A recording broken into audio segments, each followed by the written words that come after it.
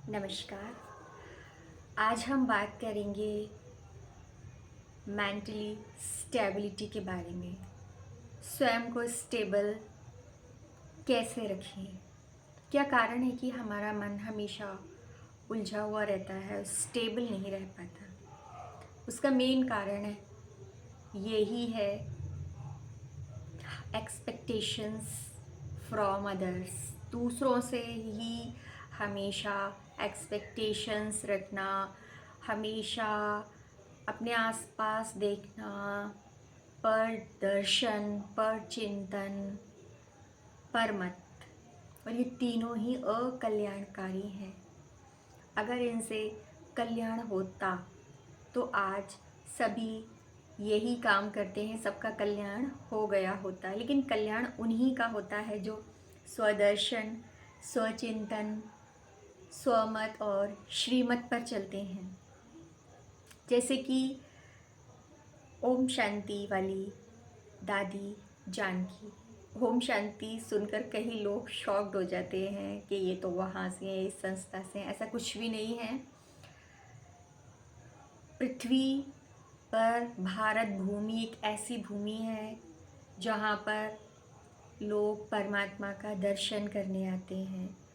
जिसको ईश्वर की तलाश है वो भारत भूमि पर आता है, और हम भारत भूमि पर रहकर परमात्मा की राह पर चलने वाले लोगों को ही नहीं पहचानते।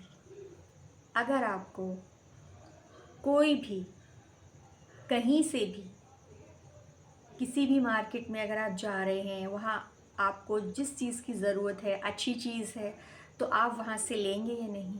जो चीज़ आपको पसंद नहीं, अच्छी नहीं, उसे वहाँ छोड़ दीजिए। जो चीज़ अच्छी हो, आपकी काम की हो, उसे तुरंत ग्रहण कर लीजिए।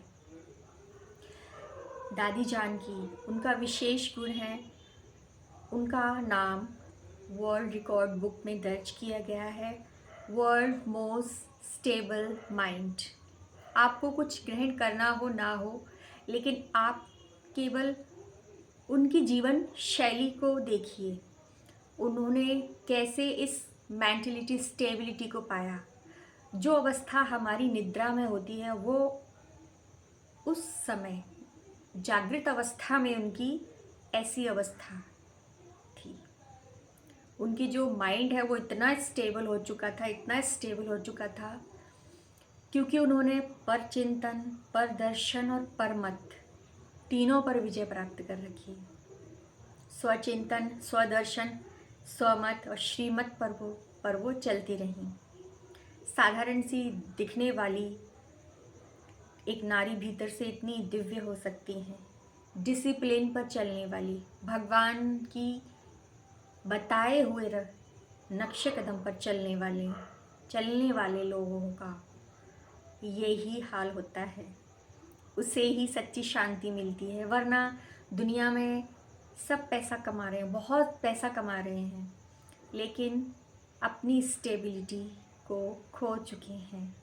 अंत में उनके हाथ कुछ भी नहीं लगता। अच्छे बुरे कर्मास जरूर होते हैं, लेकिन स्टेबिलिटी नहीं होती। ये बहुत कम ही लोगों को प्राप्त होती है। तो वो लेडीज़ जिन्होंने राज योगा की शरण ली, आपको जो चीज़ जहाँ से अच्छी लगती है वो ले लीजिए, जो ना पसंद हो उसे वहाँ छोड़ दीजिए। राज योगा बहुत ही ज़बरदस्त योगा है मेंटली स्टेबिलिटी के लिए। राज योगा हमें खुद पर राज्य करना सिखाता है। आपने दूसरों पर तो राज्य बहुत किया होगा, कभी अपने नौकर पर राज्य किया होगा, उसको डांटा होगा, अपने बच्चों को डांटा होगा, बीवी को डांटा होगा, या बुजुर्गों को डांटा होगा। मतलब सब पर राज्य करने की कोशिश तो की होगी, जिस पर आपका वश चल गया होगा। लेकिन उनको डांट कर या उनको उल्टा सीधा बोल कर फिर उसके बाद में आपकी स्थिति क्या होती है, शायद स्टेबल नहीं रहती, किसी की भी नहीं रहती। स्टेबिलिटी केवल और केवल प्यार की बातों से, मीठी बातों से ही होती है, पॉजिटिव बातों से ही होती है। स्टेबिलिटी का और कोई रास्ता नहीं, केवल पॉजिटिविटी ही एक रास्ता है। निगेटिविटी, नेगेटिव इमोशन, निगेटिव बोलना, ये हमारी मेंटल स्टेबिलिटी को केवल ख़त्म ही करता है, कभी स्टेबिलिटी को नहीं बढ़ाता। तो दादी जानकी ने राजयोगा के माध्यम से, अपने डिसिप्लिन के माध्यम से इस स्थिति को पाया। वो कभी किसी की बुराई भी नहीं सुनती थी। पर चिंतन, पर दर्शन, पर मत कोई शिकायत भी करता था तो वो थोड़ा सा सुनकर निकाल देती थी और बोलती थी सब अच्छे हैं, सब अच्छे हैं।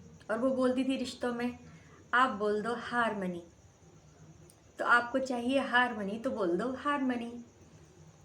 हाँ, मैंने हार मानी मीन्स खुद में खुद को परिवर्तन करो। राजयोगा हमें ये सिखाता है, स्वयं पर राज्य करना सिखाता है। दूसरों पर तो बहुत राजाओं ने भी राज्य किया। कोई दूसरों का धर्म बदल कर अपना धर्म चलाना चाहता है, धर्म करके राज्य करना चाहता है, मेंटल स्टेबिलिटी उसकी ख़त्म। कोई किसी पर राज्य करना चाहता है, कोई किसी पर राज्य करना चाहता है, वहाँ मन अस्थिर है उनका। लेकिन जिसने स्वयं पर राज्य किया वही जीता है। कहते हैं ना, मन जीते जग जीते, और जग जीते, जिसने जगत को जीतने की कोशिश की वो हार गया, और जिसने स्वयं को जीतने की कोशिश की वो जीत गया। दादी जानकी उसका एक उदाहरण है। ये मत देखिए वो कहाँ क्या कहते हैं ना, जाति ना पूछिए साधु की, पूछ लीजिए ज्ञान। साधु की जाति मत पूछिए, उससे तो बस उसका ज्ञान ले लीजिए। जहाँ से भी आपको ज्ञान के मोती मिले, आपकी अंतरात्मा बोले कि यहाँ से मुझे ये लेना चाहिए, तो उसे ले लीजिए, बेझिझक ले लीजिए और अपनी मानसिक स्थिति को ब्यूटीफुल बनाइए। राजयोगा जो हमें स्वयं पर राज्य करना सिखाता है, जो विकारों से हमें मुक्त करना सिखाता है। मैं परफेक्ट नहीं हूँ, बिल्कुल भी परफेक्ट नहीं हूँ, पर अच्छी लोगों की बातें, अच्छे लोगों का जो रास्ता होता है उस पर चलने की कोशिश ज़रूर करती हूँ। अगर आप चाहें तो मेरी इस जर्नी पर साथ में चल सकते हैं, क्योंकि ये बहुत ब्यूटीफुल रास्ता है। राजयोगा अपने आप में संपूर्ण शांति, प्रेम, पवित्रता, ज्ञान और शक्तियों से आपको भरपूर कर देगा। इसी की आज बहुत ज़्यादा ज़रूरत है। जीवन में सब पैसा तो कमा लेते हैं, बहुत पैसा कमा लेंगे आप, विदेश चले जाएंगे और ऊपर चले जाएंगे, कहीं भी आप चले जाएंगे, लेकिन उस सब में भी राजयोगा बहुत काम आएगा। राजयोगा आपको हर जगह, हर स्थिति में, हर परिस्थिति में, हर रिलेशन में, मतलब हर जगह आपको बहुत सपोर्ट करेगा। राजयोगा हमें प्रेम करना सिखाता है। राजयोगा मनुष्य को मनुष्य से, हर जीव को जीव से प्यार करना सिखाता है, हर जीव का सम्मान करना सिखाता है, जीव समझना सिखाता है, हमें ईश्वर के बहुत करीब ले जाने में सक्षम है राजयोगा। क्योंकि परमात्मा को भी कोई बांध नहीं सकता, केवल और केवल प्रेम ही उन्हें बांध सकता है। वही प्रेम हमारे भीतर आज ख़त्म हो चुका है, इसीलिए तो इंसान डिप्रेशन में जा रहा है, क्योंकि मन में प्रेम की बहुत कमी है। प्रेम की नीड हर एक को है, लेकिन देने की पावर किसी में नहीं है। राजयोगा एक बहुत ही ब्यूटीफुल योगा है। अगर आप चाहें तो इस राजयोगा को अपनाकर अपने जीवन में बहुत सारे परिवर्तन, अगर आप चाहें तो कर सकते हैं। नमस्कार।